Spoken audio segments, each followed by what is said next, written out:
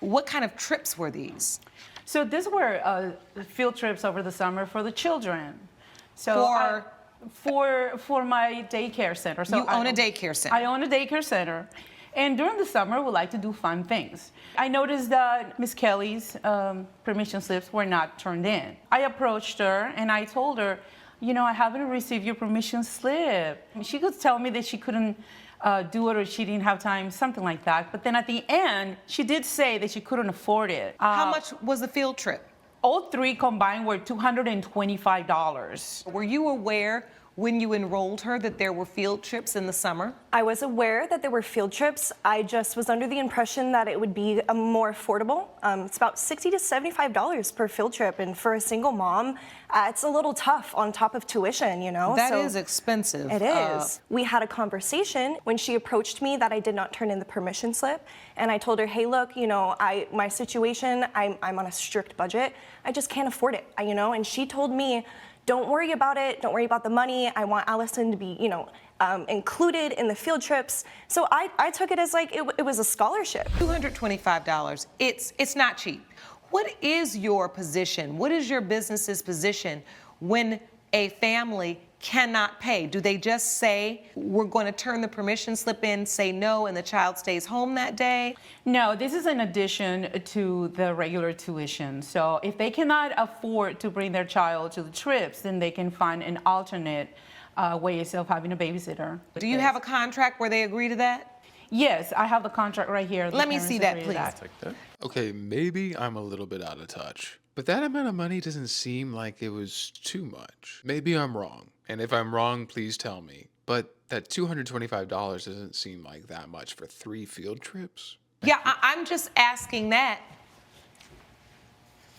because if you're paying for every day, you're now asking a parent to incur an additional expense because you all aren't there on the field trip day. So is that clear in your contract?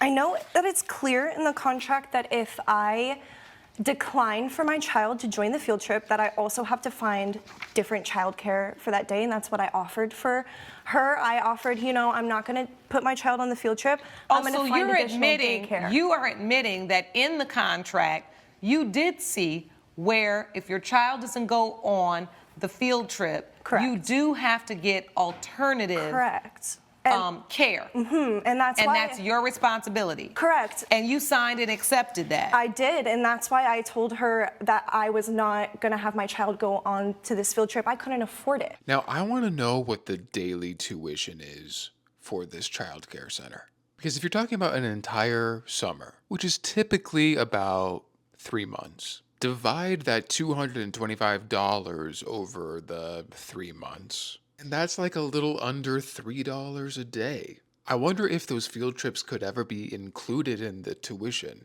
If you're just adding like $3 a day, when you look at it from that perspective, it doesn't seem like so much.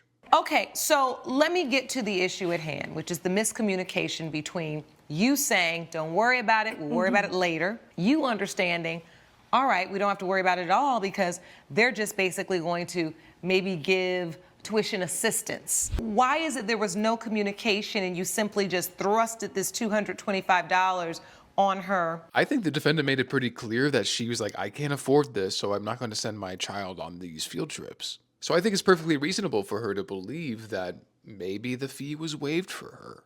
She did tell me at first of that financial hardship that she was going through. But did you ever make it clear to her that you don't have to pay it today, but I'll just need all of those fees by the time the summer's over? Did you ever say that anywhere? Do I have that in writing, a text message, anything? Well, it wasn't, no, I feel that you should have just come up to me because I was nice to you. You know, and I allow you. I'm not fighting that I pay for your child, but I do have bills. I have 5 employees. I have 30 children. I'm a business owner. I've heard enough. I understand both sides of this story. The problem is you did not make an arrangement with enough specificity.